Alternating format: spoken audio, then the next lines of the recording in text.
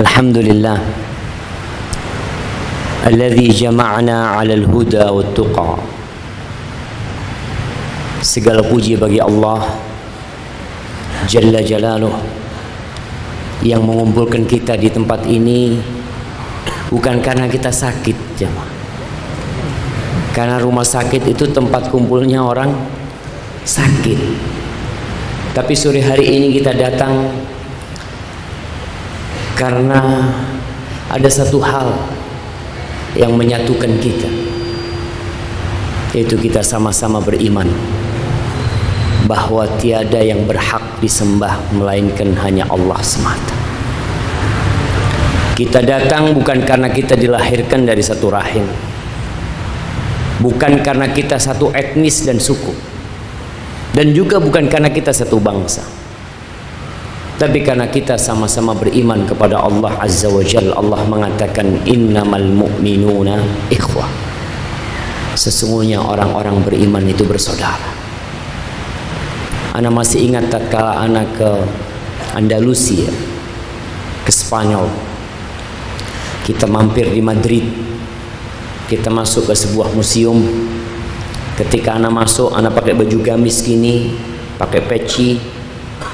Ana masuk, penjaganya itu langsung mengatakan assalamualaikum. Ana katakan waalaikumsalam. Dia ngomong ana muslim, kata dia. Masya Allah. Itulah yang mengumpulkan kita.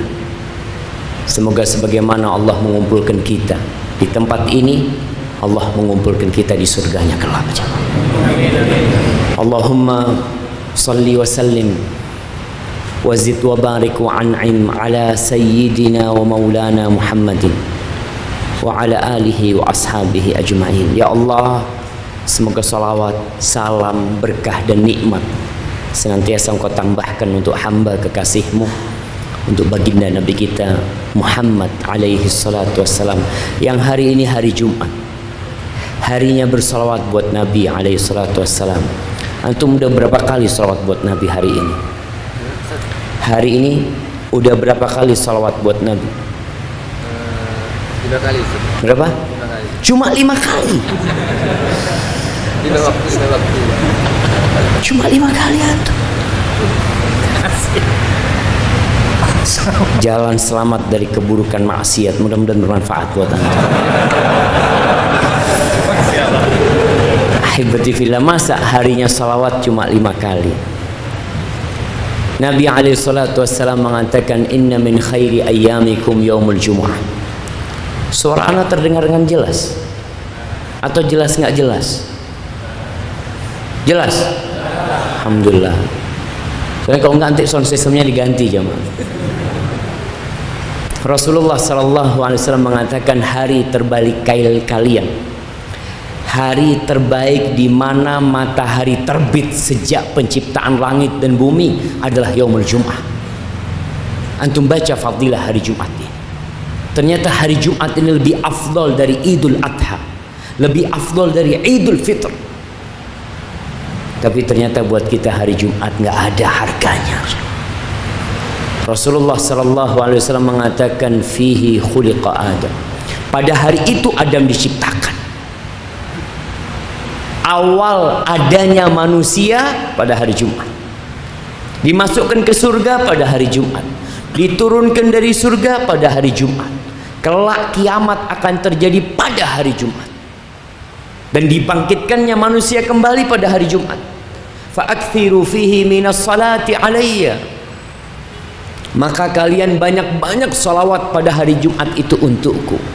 Fa inna salatakum alayya ma'rudah. Salawat kalian itu dihidangkan kepada Nabi alaihi salatu wassalam. Gimana antum gak bahagia ketika antum bersalat kemudian salat itu dihidangkan kepada Rasulullah sallallahu alaihi wasallam? Sebagian ulama ya, ketika ditanya banyak itu berapa sih? Ya paling tidak 300 kali, bukan 5 kali.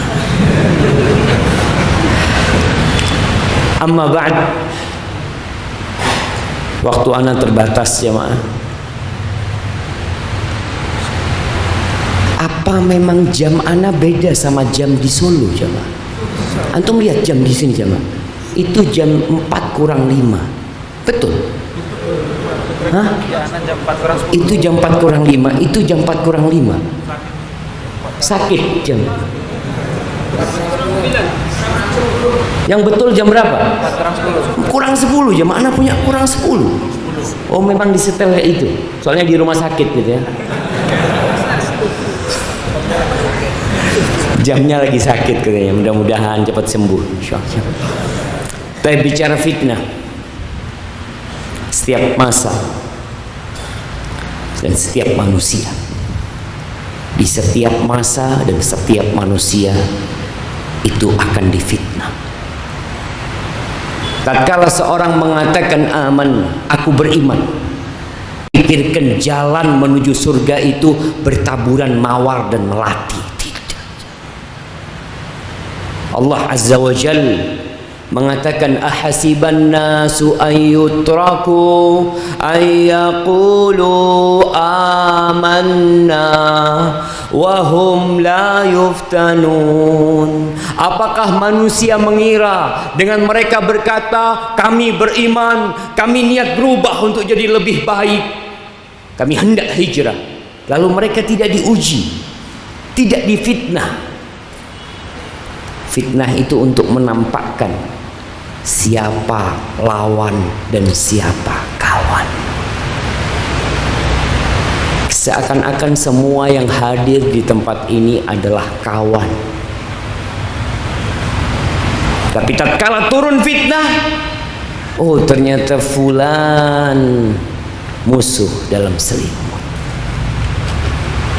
Dia duduk di sebelah ana waktu kajian. Sekarang baru kelihatan.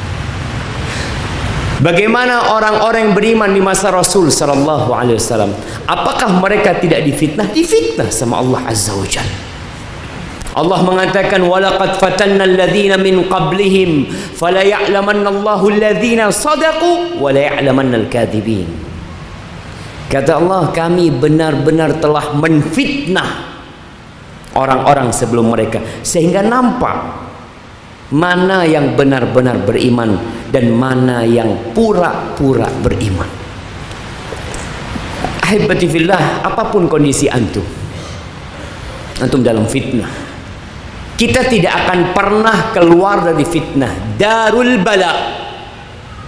Kita ini di negeri yang memang dikasih bala sama Allah Subhanahu wa taala. Oleh karena itu Rasulullah sallallahu alaihi wasallam berdoa, wa a'udzubika min fitnatil mahya wal mamat. Aku berlindung kepadamu ya Allah dari fitnah kehidupan dan fitnah kematian. Dan jangan dikira dengan antum mati selesai itu fitnah. Terus fitnah itu akan datang jemaah. Subhanallah, di surat Jin ayat 16 dan 17 Allah mengatakan tentang orang-orang yang istiqamah. Apa kata Allah? Wa allau istaqamu 'ala tariqati la asqainahum ma'an ghadaqa. Jikalau mereka istiqamah di atas jalan yang lurus ini, benar-benar kami akan memberikan kepada mereka air yang segar, rizki yang banyak. Untuk apa rizki itu? Agar mereka bersenang-senang? La.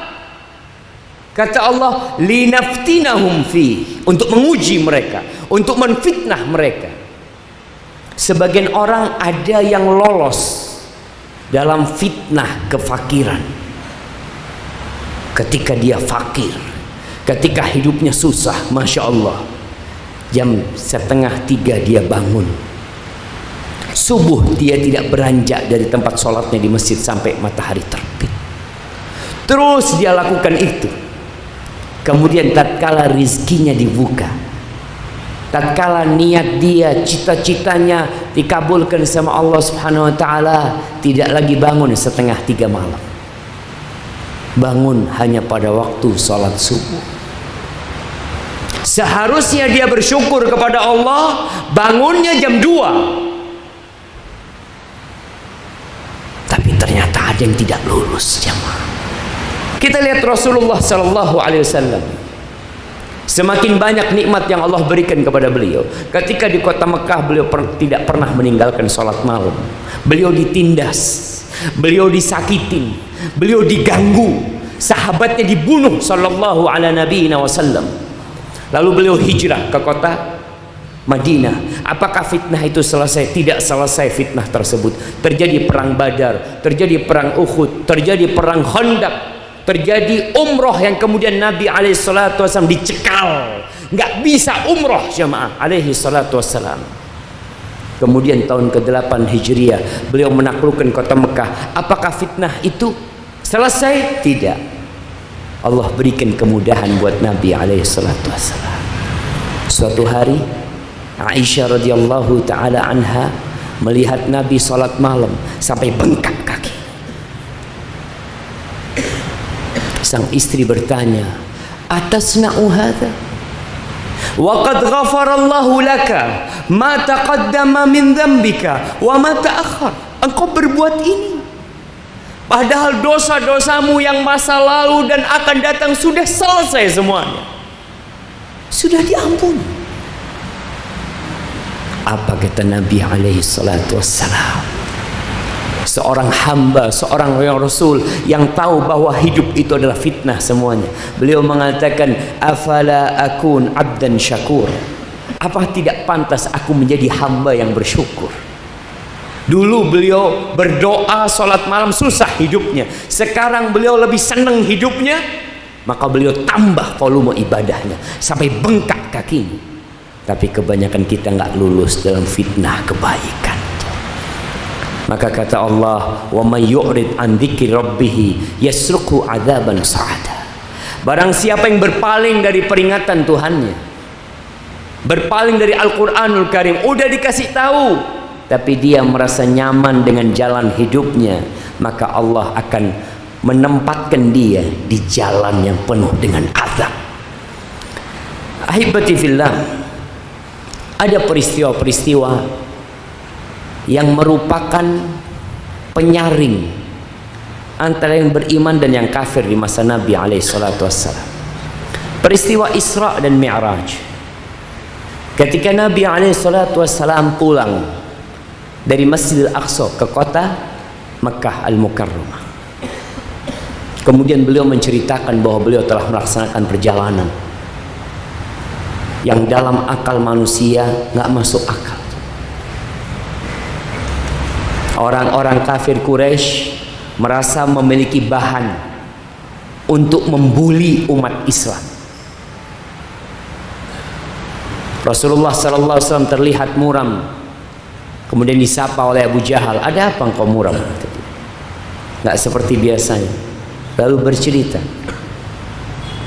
bahwa Allah telah memberikan perjalanan pada malam ini, aku ke Masjidil Aqsa kemudian ke Sidratul Muntaha.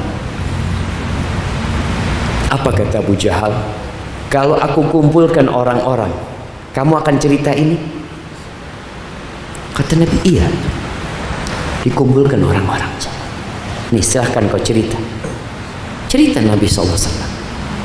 Ketika cerita, sebagian meragukan, benar enggak? Perjalanan yang biasa ditempuh 1 bulan, berangkat 1 bulan kembali, ditempuh hanya sebagian malam, dia sudah sampai ke Mekah. Lalu mereka mulai mengetes kebenaran perjalanan itu. Ditanya bagaimana Masjidil Aqsa, bagaimana bentuknya, pintunya. Orang-orang yang pernah ke sana, mereka mengatakan yang diceritakan oleh Muhammad alaihissalam benar. Tapi mereka nggak percaya, mana mungkin ini bisa terjadi. Maka sebagian sahabat murtad, nggak percaya. Ketika orang menggunakan akalnya untuk mengolah wahyu ilahi, yang seharusnya akal itu lebih tunduk kepada wahyu, mereka akhirnya murtad. Abu Jahal datang menjumpai Abu Bakar Siddiq. Dilihat di bahan kayaknya bisa bikin Abu Bakar murtad. Datang kepada Abu Bakar, "Abu Bakar, nih, kau tahu sahibmu tuh mengaku kalau dia baru saja melakukan perjalanan dari Masjidil Aqsa kemudian balik lagi ke Mekah. Apa kata Abu Bakar? Kalau dia berkata itu, aku percaya. Pasti yang dia katakan benar. Kata orang-orang, Abu Bakar, mana akalmu gitu loh. Kamu kok bisa nerima ini, kata dia. Kata Abu Bakar, subhanallah, tiap hari aku menerima wahyu yang turun dari langit. Tiap hari. Apalagi cuma perjalanan ke Masjidil Aqsa. Apa yang menyebabkan Abu Bakar tidak terfitnah?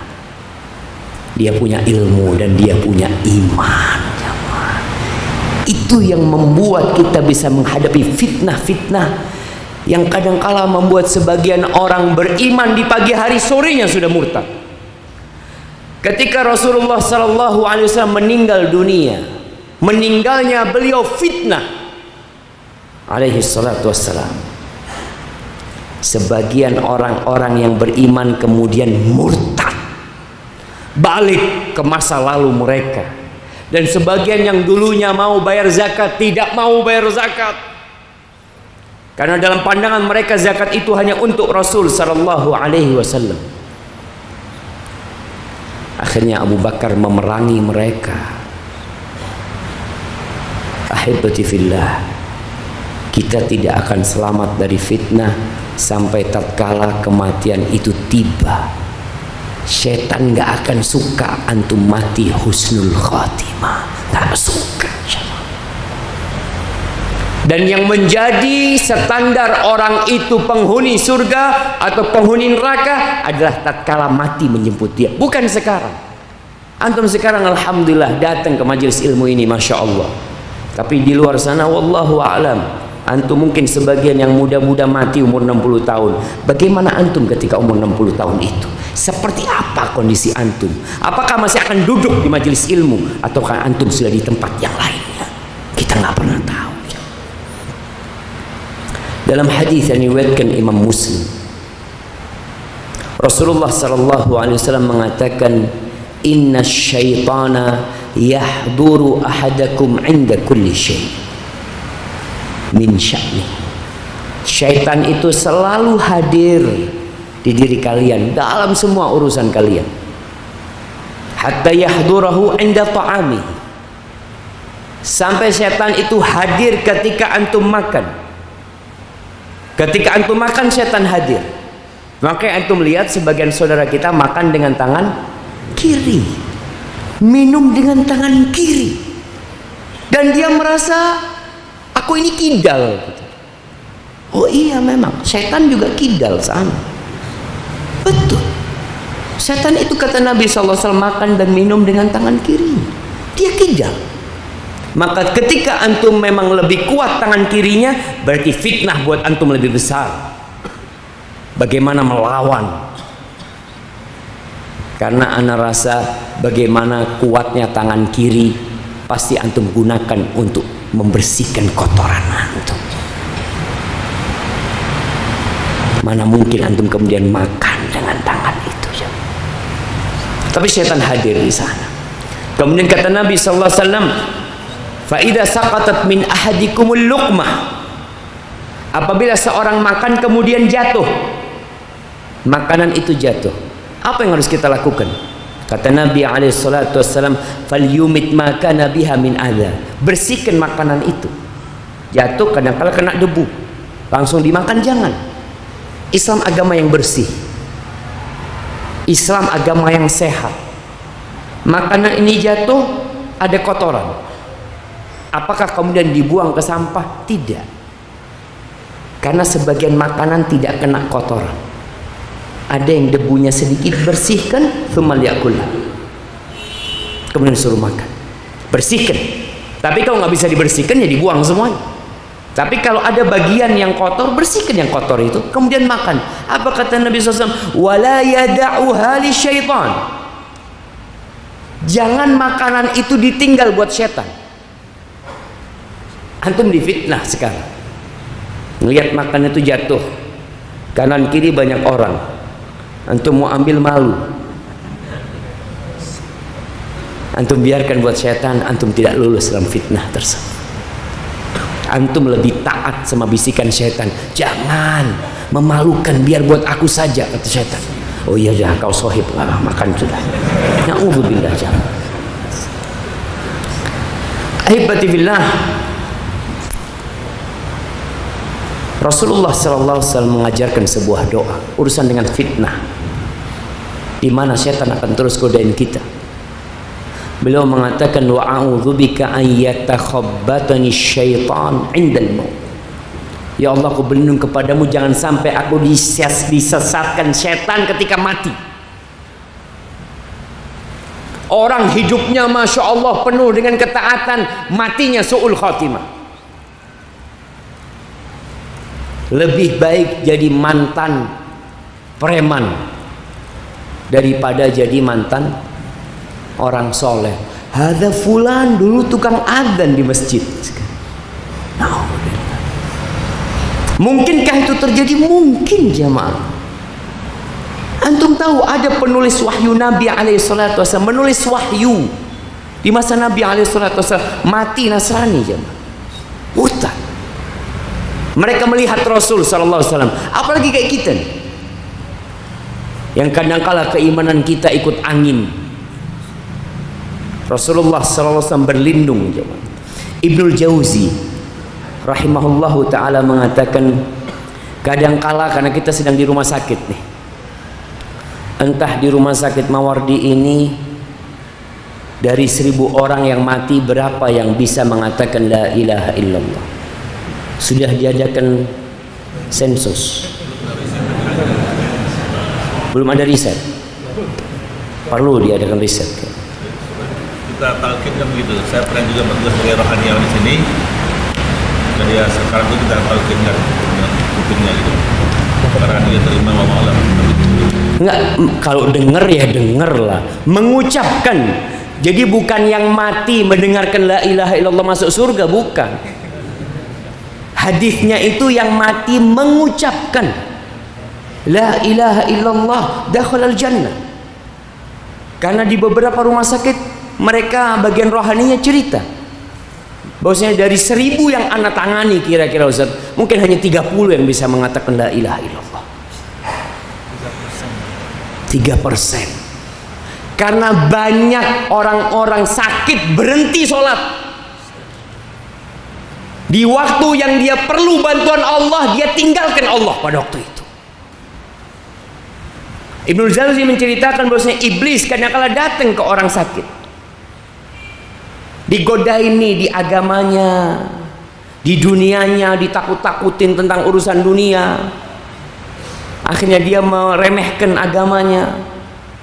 Terkadang iblis bisa menguasai dia, kemudian ketika mati disesatkan dalam akidah. Orang sakit kadang-kala nggak urusan, dia berobat alternatif nggak ngurus, yang penting sembuh.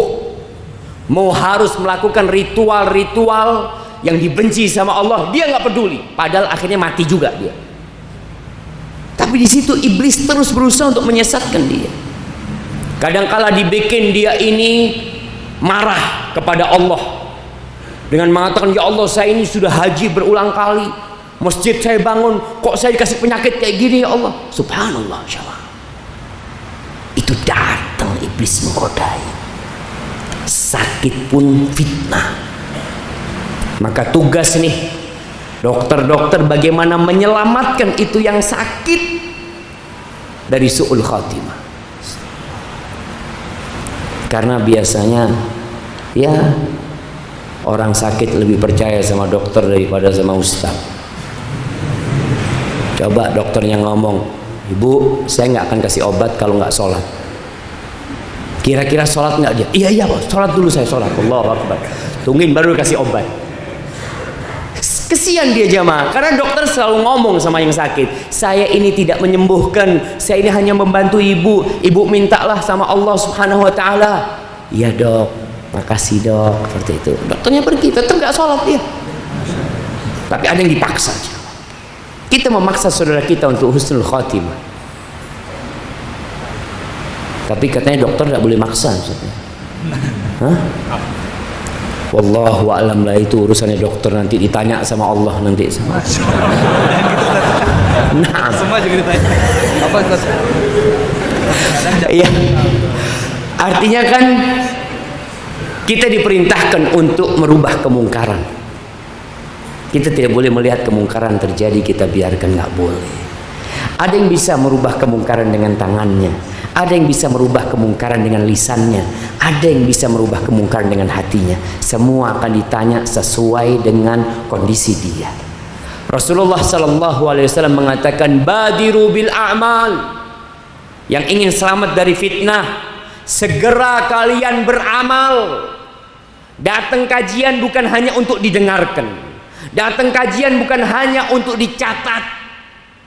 Mendengarkan kajian bukan hanya untuk hiburan sebelum tidur. Nabi alaihissalatu wassalam mengatakan segera diamalkan. Kenapa? Fitanan kaqita'il lailil mudlim. Sebelum datangnya fitnah yang seperti malam gelap gulita. Ketika datang fitnah, kemudian antum mau beramal dan kemarin nggak beramal, susah antum beramal. Di masa yang seperti ini antum nggak beramal, nunggu datang fitnah. Yusbihur rajulu mu'minan wa yumsi kafiran. Kata Nabi sallallahu alaihi wasallam, pagi harinya orang itu masih beriman, ikut pengajian. Sore harinya sudah murtad. Wa yumsi kafiran wa yumsi mu'minan wa yusbihu kafiran. Sore harinya hadir mungkin di kajian, tapi besoknya dia sudah murtad. Mungkinkah itu terjadi? Mungkin sekali jemaah. Kenapa dia melakukan itu? Yabi'u dinahu bi'aradin minad dunya. Dia jual agama untuk mendapatkan sedikit kenikmatan dunia. Itu yang terjadi. Fitnah dunia. Allahu akbar jemaah. Likulli ummatin fitnah wa fitnatu ummati al-mal. Setiap umat itu punya fitnah, dan fitnah umatku harta. Kadangkala demi pekerjaan, demi kedudukan, demi jabatan, kita gadaikan agama kita. Setiap sholat kita berdoa mengatakan ihdinas siratal mustaqim. Ya Allah, hari ini kita membaca ihdinas siratal mustaqim. Pertanyaannya,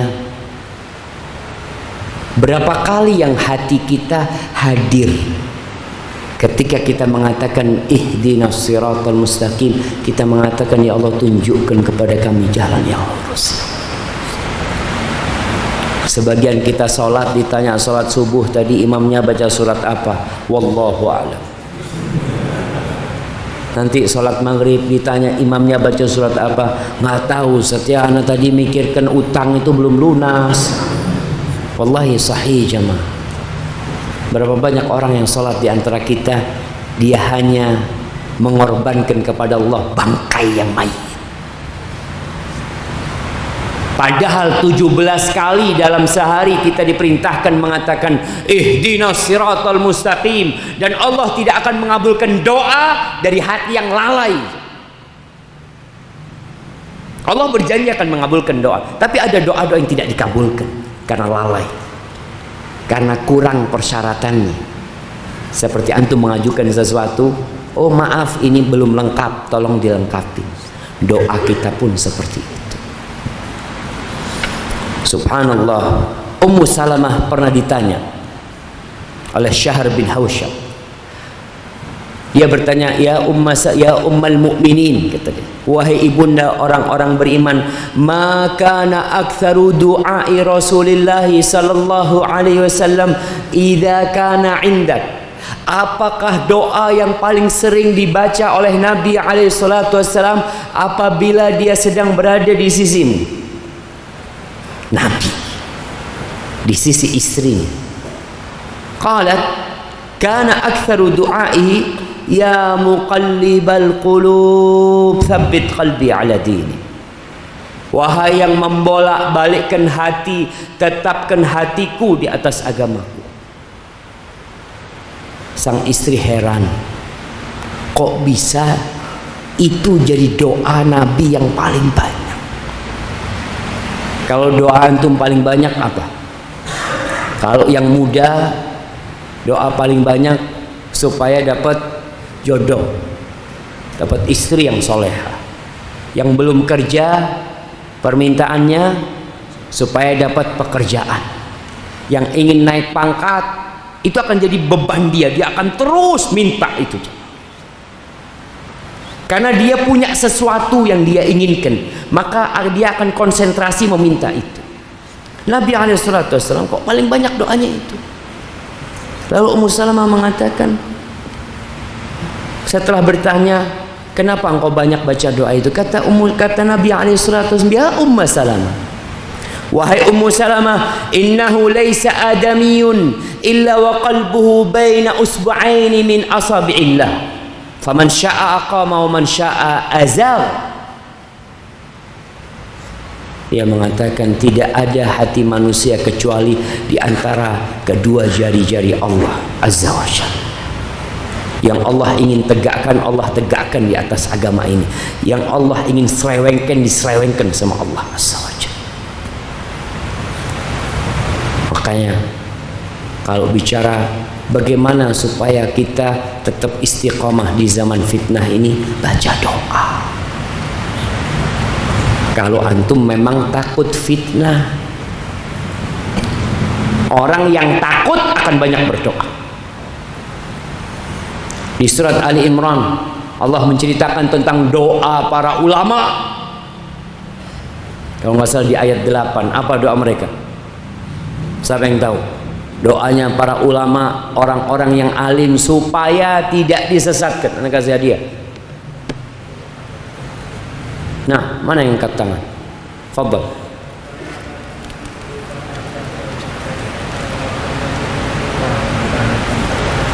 Masya Allah, kasih hadiahnya. Kasih sama bajunya, kasih juga. Dapat 2, nggak apa-apa.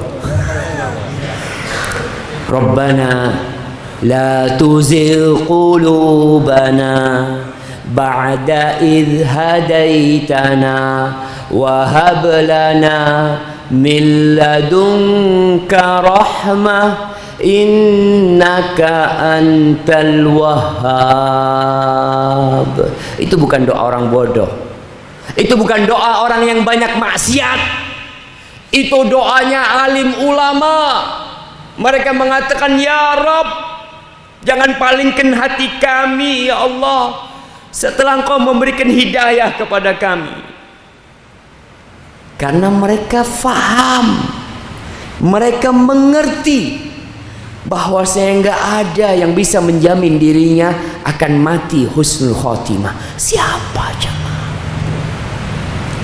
Maka Nabi SAW mengajarkan doa ini. Dan kalau bicara istiqomah, kita ini di masa sekarang jamaah, kita tahu konsen pemerintah kita itu memerangi radikalisme. Iya. Dan Islam itu jauh dari radikal. Kalau bicara istiqomah, istiqomah itu Islam yang biasa-biasa aja, nggak lebih, nggak kurang. Kalau ada orang melihat antum datang ke masjid ya, lalu antum ngajak dia, mas, ayo mas ke masjid, kata dia, jangan berlebih-lebihan dalam beragama. Enggak. Orang itu kadangkala memahami istiqomah ini salah. Masya Allah. Waktu anak tinggal 10 menit jemaah. Anak kayaknya mau ngebut, tapi anak izin minum dulu jemaah.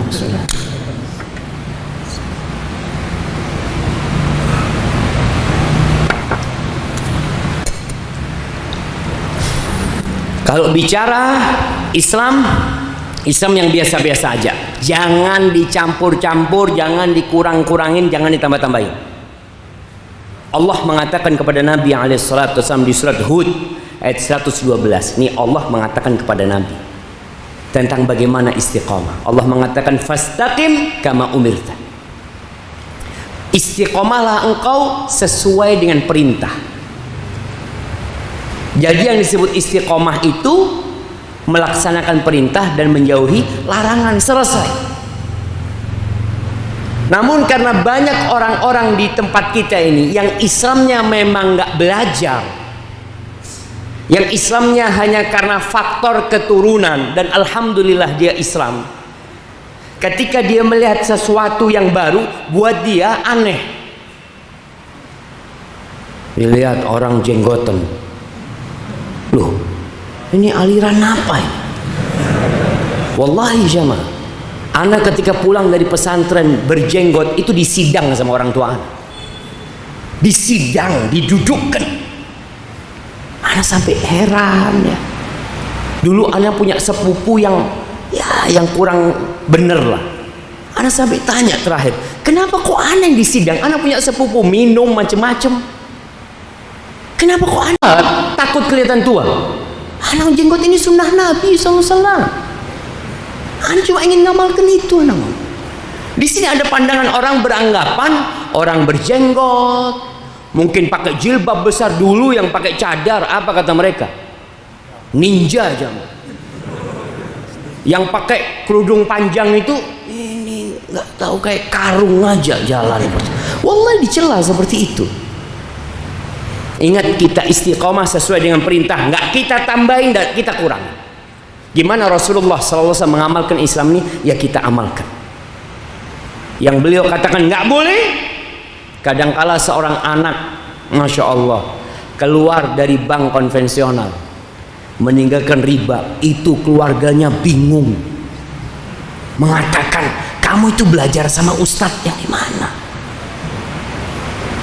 Bawa Quran, ini loh ayah yang disampaikan ustadz ini, nggak tahu kalau mungkin salah terjemahannya, mohon dibaca.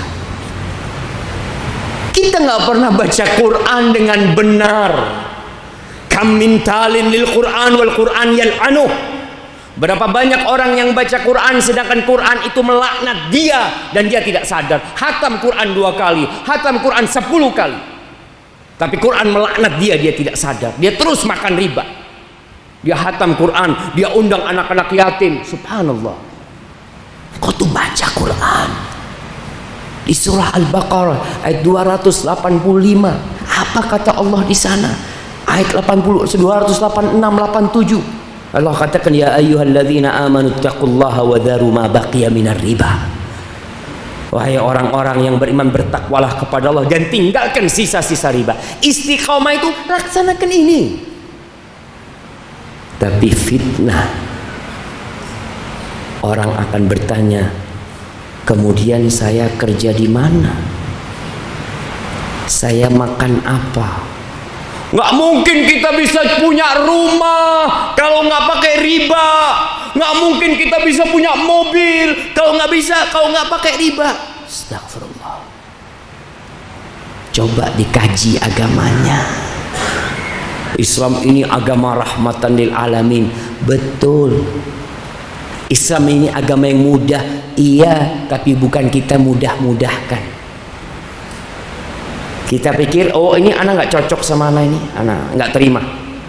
Anak terima yang sesuai dengan nafsu anak. Subhanallah. Di surah Al-Hajj ayat 11, Allah menceritakan tentang bagaimana sebagian manusia beribadah. Wa minan nas man ya'budullah ala harf. Ada sebagian manusia yang beribadah kepada Allah, muslim dia, beribadah kepada Allah, tapi ibadahnya itu di pinggiran, gimana? Di pinggiran. Fa in asabahu khairun itma'anna bih.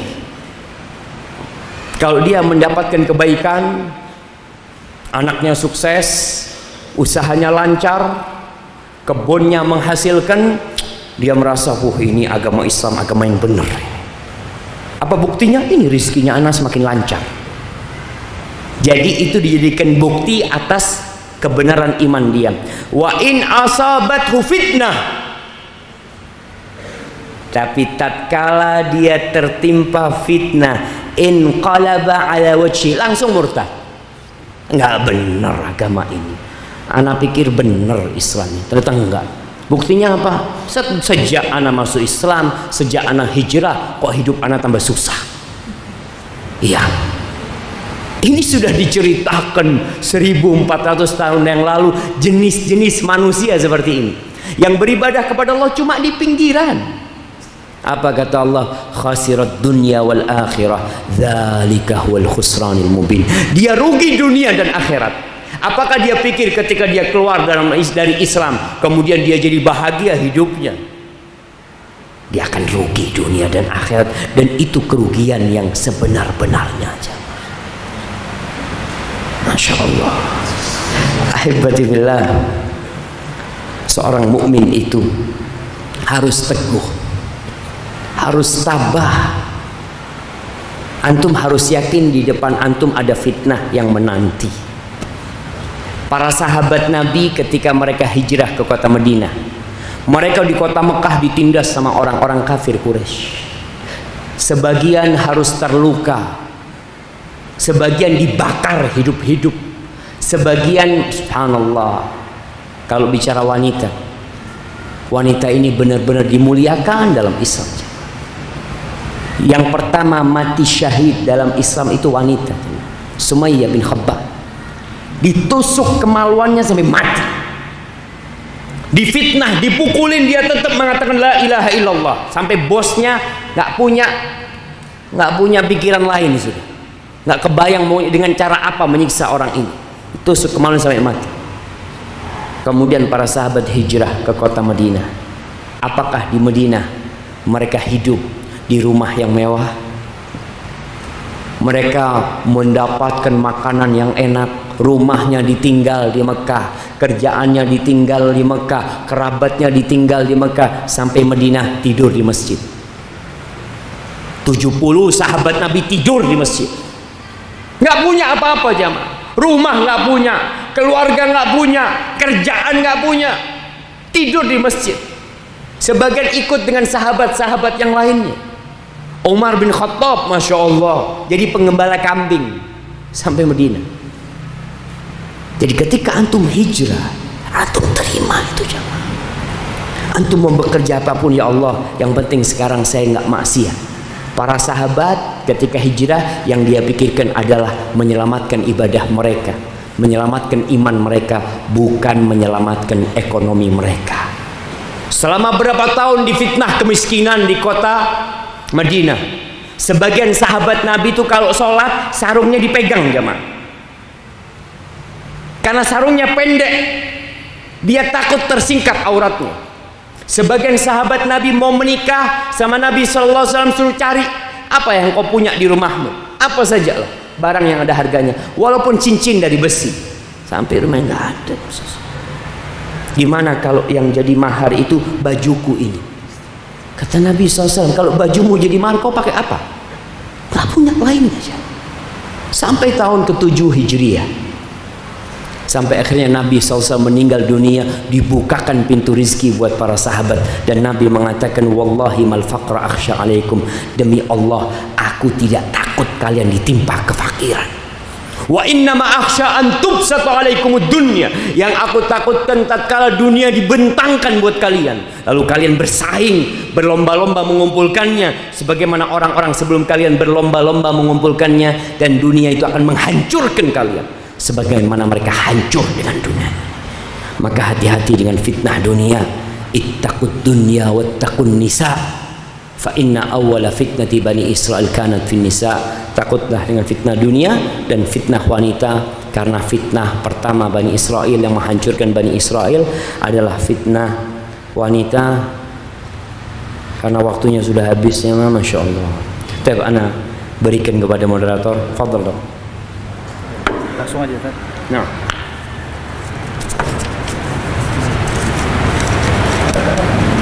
Ini bacain atau anda yang baca? Ada dua di satu. Ada dua. Fadhal dibaca.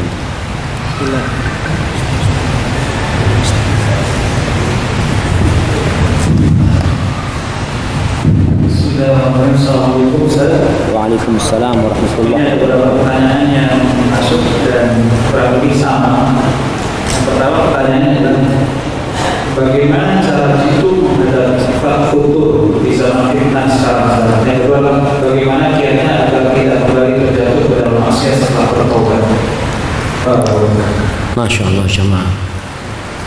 Iya, kalau bicara kiat-kiat bagaimana kita bisa menjaga keimanan kita, di masa fitnah ini. Yang pertama, ikhlas. Orang kalau ikhlas beramal itu, dia nggak peduli apapun yang terjadi. Dia tidak akan beramal di depan orang saja. Antum kalau bisa istiqomah sholat sunnah di rumah, Masya Allah, Masya Allah. Kita kalau sholat sunnah di masjid, ba'diyah di masjid bisa. Apalagi banyak temennya. Biasanya kalau banyak temennya antum termotivasi. Apalagi kalau calon mertua datang, wah, antum tambah Masya Allah. Yang awalnya niat baca qul huwallahu ahad jadi amma yatasaalun. Jadi berubah itu. Maka kiat yang pertama ikhlas. Antum perlu duduk memikirkan, apakah yang ana amalkan ini sudah lillahi ta'ala. Allah Azza wa Jalla mengatakan tentang ikhlas ini, tilkad darul akhirah naj'aluha lilladzina la yuriduna 'uluwan fil ardi wala fasad. Itu akhirat, kata Allah, kami jadikan buat orang-orang yang tidak ingin kekuasaan, yang tidak ingin berbuat semena-mena dalam dunia ini. Wal aqibatu lil muttaqin. Dan happy ending itu buat orang-orang yang bertakwa. Maka niatkan dalam amal-amal antum lillahi ta'ala. Yang kedua, jaga hubungan baik dengan Al-Quran.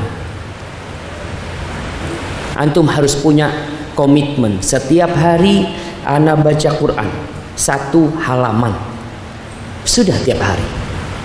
Kalau antum tiap hari 1 halaman, kalau lagi semangat ya 2 halaman, kalau lagi futur tetap 1 halaman, insya Allah antum ada kekuatan jemaah.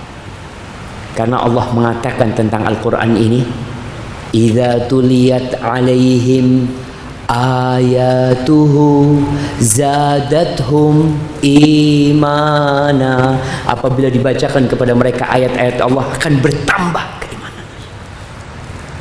Yang ketiga, agar tetap terjaga di zaman fitnah ini, teman, sohib. Berapa banyak orang-orang yang murtad karena temannya. Sampai ada seorang wanita lulusan pesantren, bekerja di sebuah perusahaan, lulusan perguruan tinggi Islam, bekerja di sebuah perusahaan, na'udzubillah. Karena bercampur baur di sana, teman-temannya sebagian non-muslim, akhirnya dia sudah menikah, dipacari sama yang non-muslim sampai hamil di luar nikah. Padahal sudah punya suami. Teman, jangan meremehkan. Ada beberapa ikhwan yang sudah hijrah tapi tempat kerjanya masih belum kondusif. Dia harus mewarnai. Kalau tidak, dia akan diwarnai. Sampai ada satu yang telepon ana, Ustaz, doakan ana, Ustaz. Ana ini sudah lama hijrah, Ustaz. Ana kerja alhamdulillah sering keluar kota, Ustaz, sama sahib-sahib ana. Sahib-sahib ana itu kalau pas tugas keluar kota mereka sewa pelacur, Ustaz. Dia tahu. Ana alhamdulillah, Ustaz, bisa jaga diri. Tapi setelah 2 tahun ana seperti mereka, Ustaz. As-sahibu sahib. Teman itu menarik, jamaah. Jangan meremehkan teman. Antum jangan, anak kepingin punya banyak teman, nggak penting banyak teman. Yang penting antum punya teman yang baik. Antum kenal orang banyak, alhamdulillah. Antum harus mewarnai mereka, tapi antum tidak terwarnai.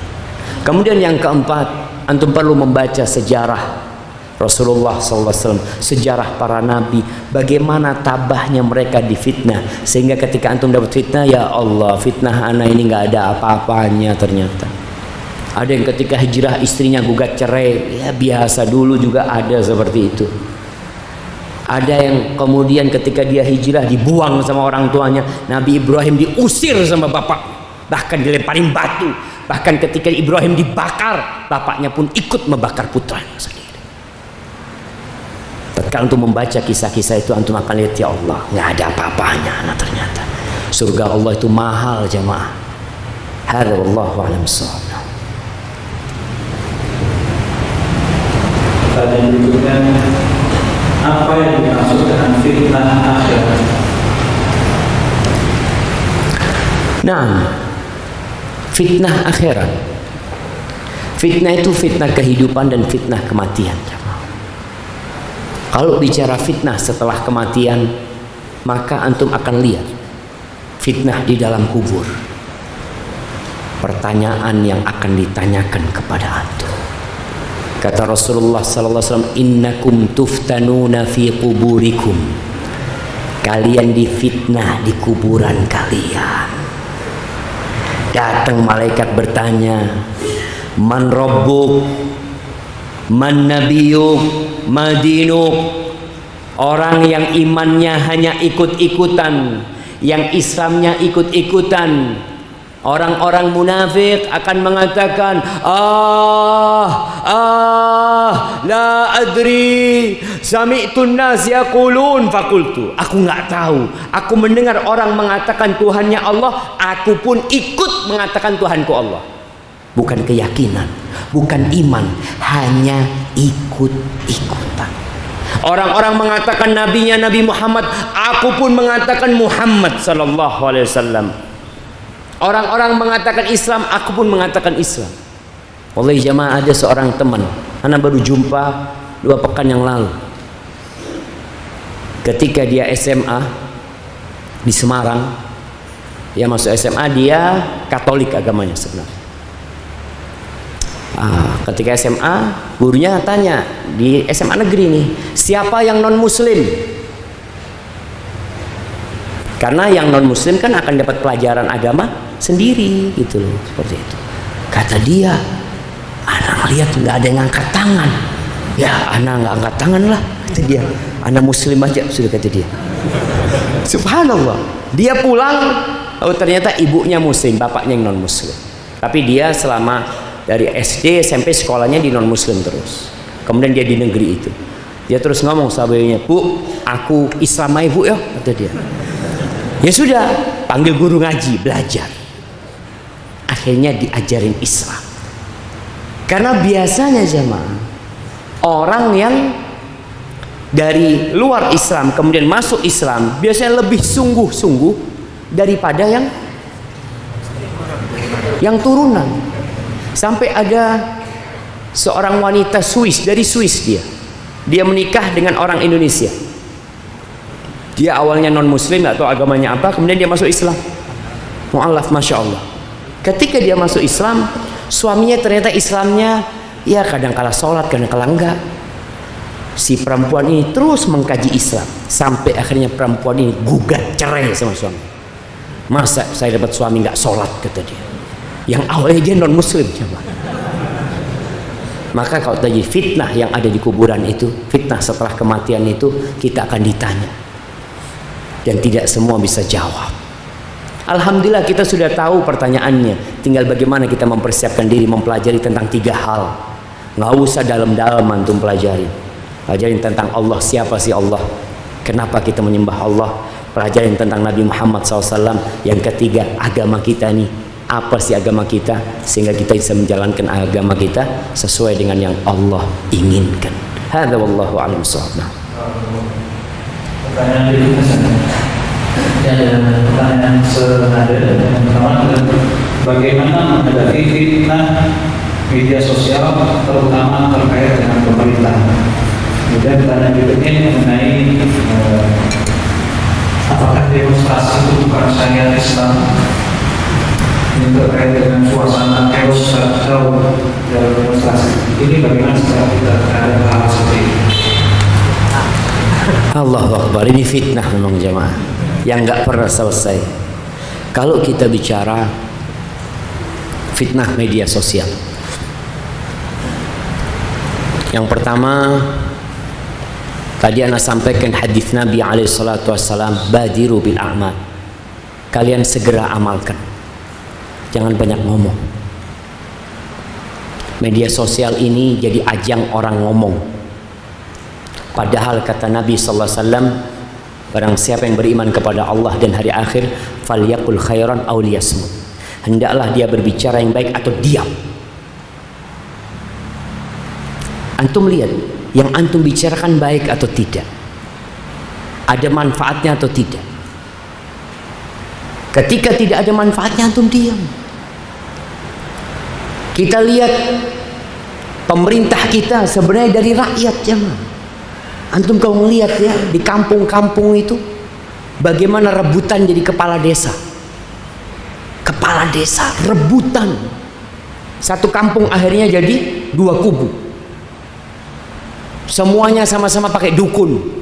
Ini pakai dukun, ini pakai dukun, pakai ustaz, subhanallah. Ini fitnah yang terjadi. Maka tugas kita menghadapi fitnah ini, jangan berhenti menuntut ilmu, belajar. Jangan mengambil tindakan kecuali antum bertanya, apakah Allah perintahkan atau Allah larang. Ketika antum lihat, oh ternyata diperintahkan oleh Allah SWT, tapi kok kayaknya nggak tepat kita menyampaikannya sekarang, diam. Dan menghadapi pemerintah yang mungkin antum akan mendapatkan ada kesalahan-kesalahan, ada keboliman yang terjadi, antum jangan berhenti berdoa, mohon sama Allah agar mereka dapat petunjuk dari Allah Subhanahu wa taala. Celaan antum, cacian antum, makian antum kelak akan dihisab dengannya, dan itu tidak akan merubah. Apakah kemudian seorang tokoh atau seorang pejabat yang melakukan kesalahan lalu antum caci maki, antum bully di medsos, dia kemudian jadi baik? Enggak. Tapi usahakan mendoakan mereka. Doakan. Sekali lagi jangan mengatakan masa cuma doa. Antum berdoa dan antum berbuat baik. Antum beramal. Antum bisa perbaikin yang ada di sekitar antum. Karena wakil-wakil rakyat itu bukan didatangkan dari luar Indonesia. Antum dengar di Batu apa di Malang, yang 43 anggota DPR-nya di Malang, berapa? 43, hampir semuanya, tinggal 2 atau 3 orang yang ketangkap. Yang milih mereka siapa? Ya antum ini. Artikan seperti itu, jamaah. Ada fitnah yang besar, maka tugas kita belajar agama kita, berdoa, memperbaiki yang ada. Allah tidak akan ingkar janji, Allah akan kabulkan. Kalau bicara demonstrasi ini adalah anak turunan dari demokrasi, jamaah. Karena sistemnya demokrasi, maka demonstrasi harus ada.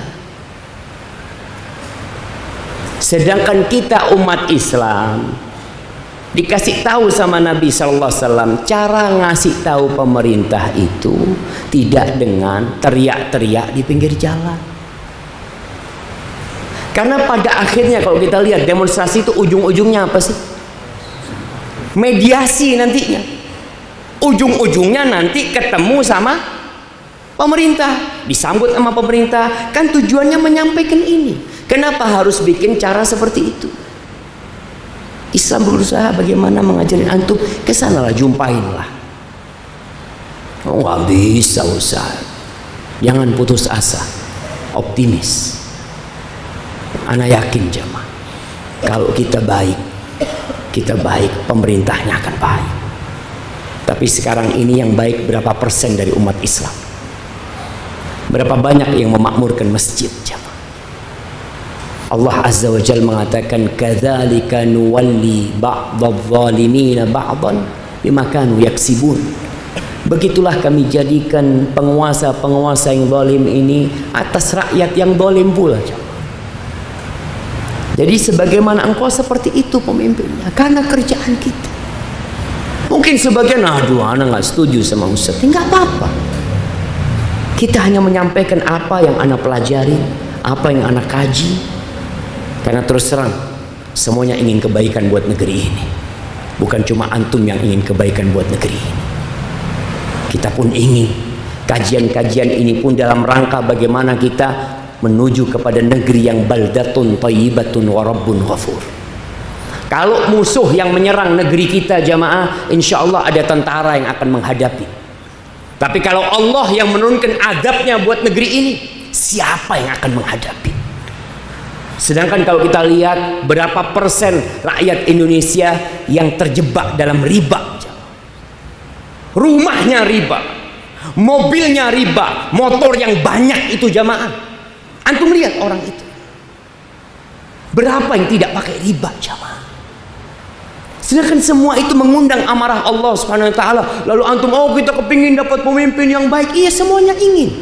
Dan kita doakan semoga pemimpin kita jadi baik. Tapi kita harus bercermin, antum tuh siapa? Banyak yang perlu diperbaikin agar Allah kesian sama kita. Yang kita butuhkan satu, rahmat Allah buat kita. Hadza wallahu a'lam bissawab.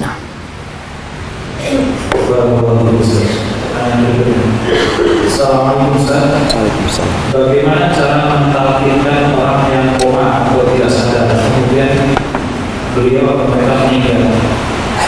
Jadi pertanyaan juga sama.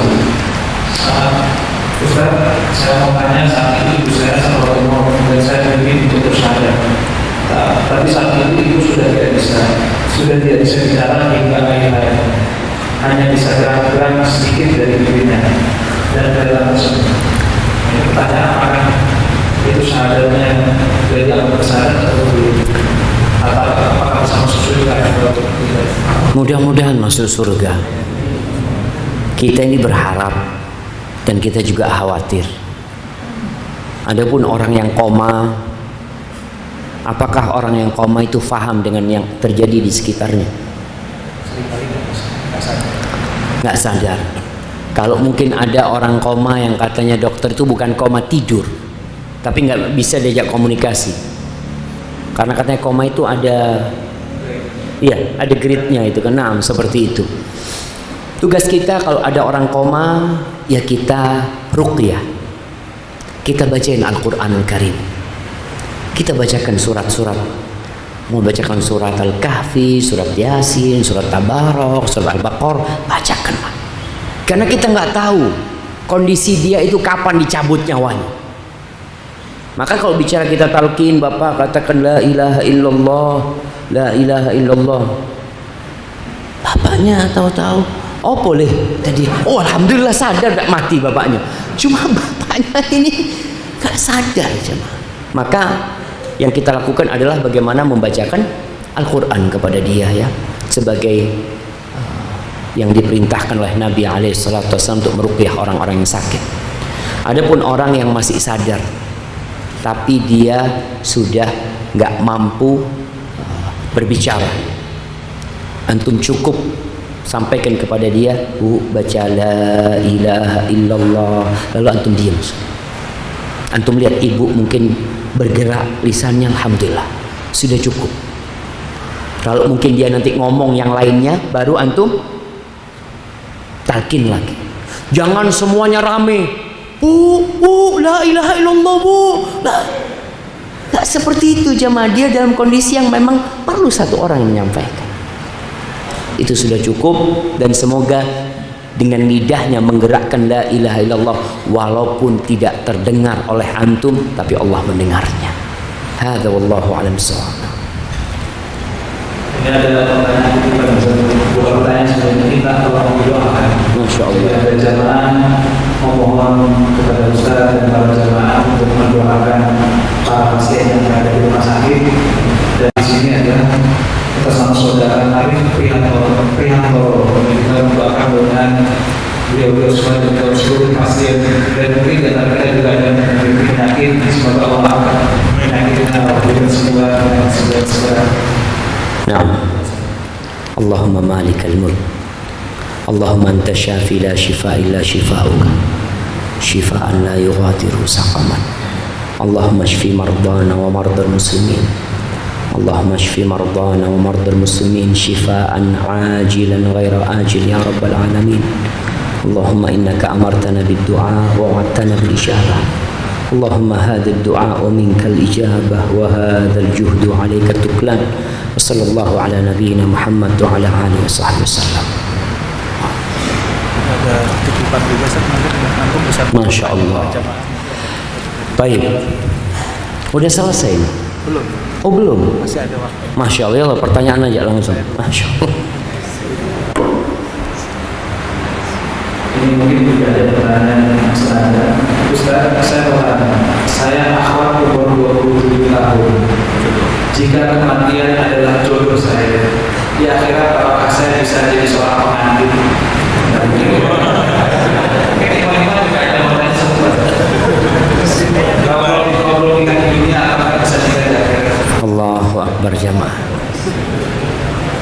antum nggak kebayang sama akhirat jamaah. Wallahi kita ini kadang-kala nggak kebayang akhirat tuh kayak apa. Allah mengatakan fiha ma tashtahihil anfus wa taladzul a'yun wa antum fiha khalidun. Kata Allah, di surga itu ada semua yang disukai oleh jiwa, yang lezat-lezat dipandang oleh mata, semuanya ada, plus antum kekal selama-lamanya di sana. Antum melihat dunia dan isinya ini jamaah. Antum pernah lihat ada orang yang punya, ya mungkin dia punya baju harganya sekarang, bajunya akhwat nih berapa paling mahal? 50.000, jutaan udah. Berapa? 1,2 jilbabnya, kerudungnya, ada yang harganya 8 juta. Insyaallah. Ada yang 10 juta. Apa kata Nabi SAW tentang kerudungnya perempuan di surga? Yang anti, kalau anti masuk surga, anti dapat kerudung itu. Wala nasifuha khairun minad dunya wa ma fiha. Kerudungnya itu jamaah lebih baik dari dunia dan isinya. Kalau sekarang antum melihat orang pakai kerudung harga 1 miliar, antum mengatakan aduh mahal banget. Nanti kerudungnya itu lebih baik dari dunia dan isinya. Dan ketika anti masuk surga, yang penting masuk surga dulu. Bagaimana berusaha untuk masuk surga Allah Subhanahu wa taala? Karena orang yang mau masuk surga harus ngelewatin fitnah-fitnah. Dan anti harus bersabar. Kadang-kala ada perempuan sampai 40 tahun tidak menikah, 50 tahun tidak menikah, mati tidak menikah. Mungkin itu lebih baik buat dia daripada menikah. Karena jangan dipikir semua yang menikah itu bahagia. Sebagian perempuan itu hidup di neraka. Bahkan dia itu lebih baik bercerai dengan suaminya daripada punya suami. Maka hendaklah mensyukuri yang ada pada dirinya, melihat kepada yang di bawah dan tidak melihat kepada yang di atas. Barakallahu fikum. Nah. Nah. Assalamualaikum Pak Ustaz. Waalaikumsalam warahmatullahi. Apakah dosa riba bisa menghancurkan rumah tangga? Misal istri kita dengan suaminya atau dengan suami atau bahkan istri juga cerai. Lalu apakah kalau sampai terjadi perceraian, apakah dibenarkan atau tidak Islam? Jamaah rahimakumullah, kalau antum tanya tentang riba, Allah itu mengatakan yamhaqullahu riba wa yurbis shadaqah. Allah itu menghancurkan riba, tapi bukan seperti bom. Kalau bom itu boom, tahu-tahu masjidnya hancur, langsung hancur. Tapi riba enggak. Yamhaq itu seperti menghancurkan tapi pelan-pelan ya, digerus itu pelan-pelan. Kayak tiang ini kokoh ini kan. Tapi kalau tiap hari antum kurangin 2 cm, antum kurangin 2 cm, 2 cm, orang nggak ngerasa, seakan-akan masjidnya masih kuat. Tinggal nunggu waktu yang tepat, hancur. Dan antum lihatlah, dengar sama orang-orang yang terjebak dalam riba. Ada 2 jenis manusia.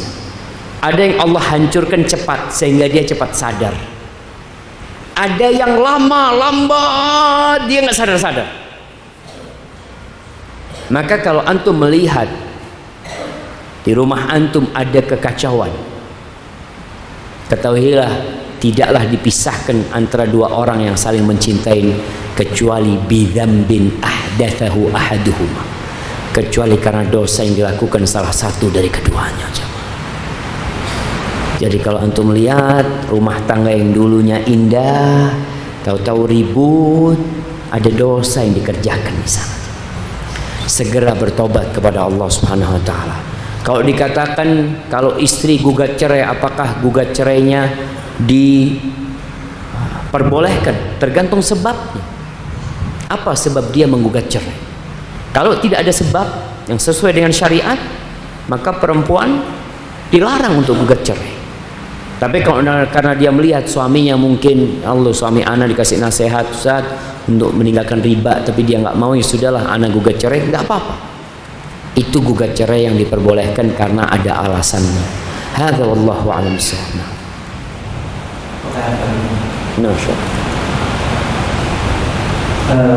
Assalamualaikum Ustaz.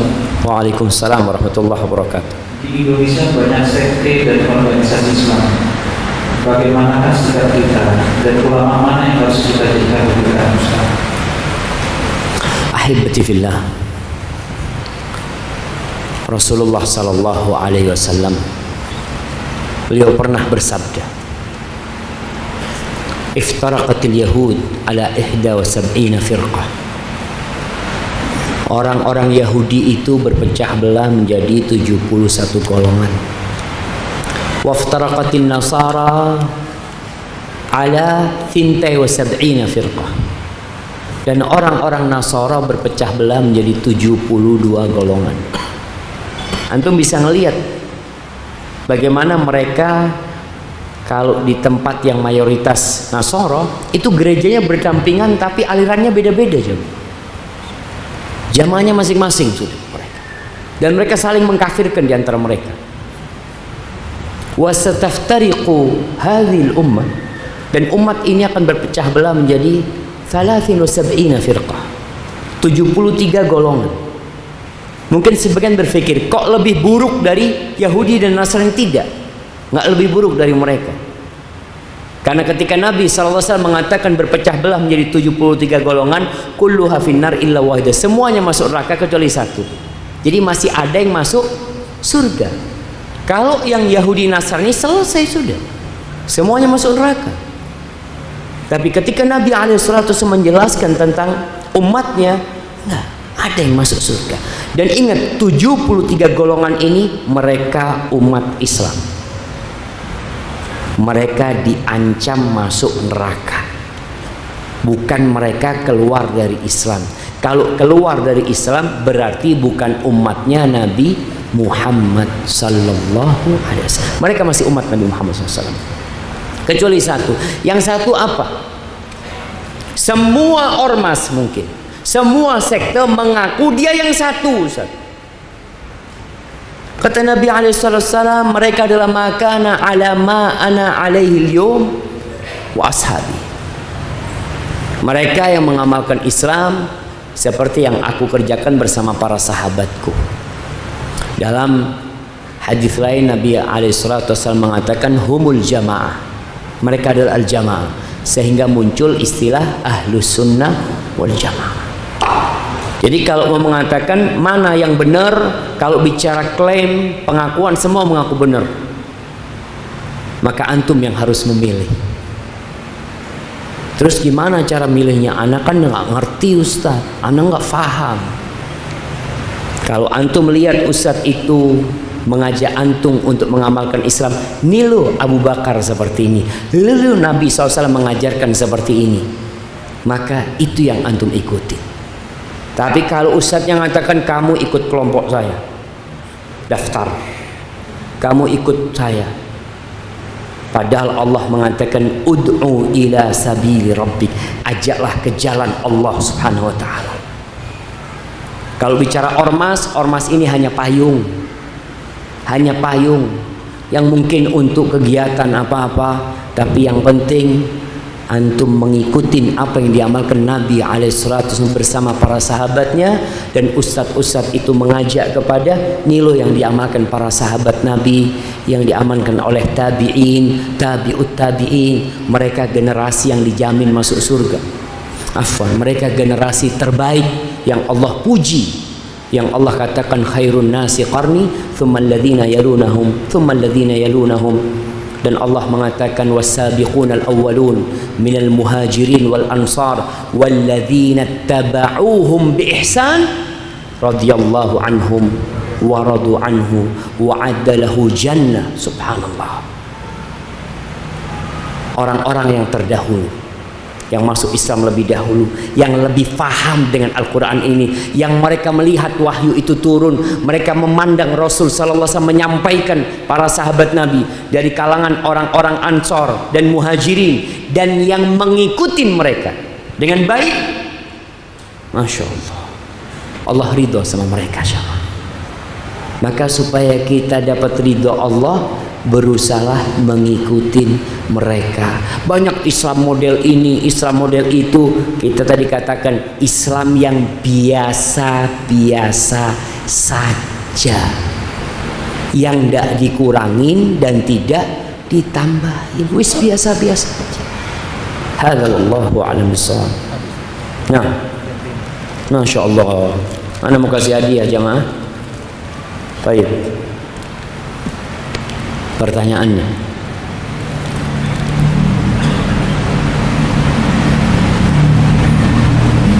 bagaimana para sahabat Nabi seperti Bilal bin Rabah disiksa sama Umayy bin Khalaf bisa sabar? Apa rahasianya? Insyaallah, fadhal. Mana mic-nya? Karena ilmu dan iman. Ilmu apa yang bikin dia kuat? Ketaatan kepada Allah dan Rasul. Ilmu ketaatan kepada Allah dan Rasulnya. Tauhidnya kuat. Nah, fadhal ya Habib. Masya Allah. Dapat bonus lagi, kasih 2. Masya Allah. Jamaah, 13 tahun Rasulullah sallallahu alaihi wasallam menanamkan keimanan. Kewajiban sholat yang 5 waktu yang seperti kita laksanakan sekarang itu baru setelah tahun 10 kenabian. Kewajiban berpuasa Ramadan belum ada. Kewajiban pakai jilbab belum turun. Minuman keras masih halal. Selama 13 tahun dididik keimanan sehingga mereka jadi orang-orang yang tangguh. Digoda seperti apa tahan. Tapi yang nggak belajar ilmu, yang nggak ngaji, tadi yang kita sampaikan, ada yang murtad, ada yang tahu-tahu pindah agama tatkala fitnah itu datang.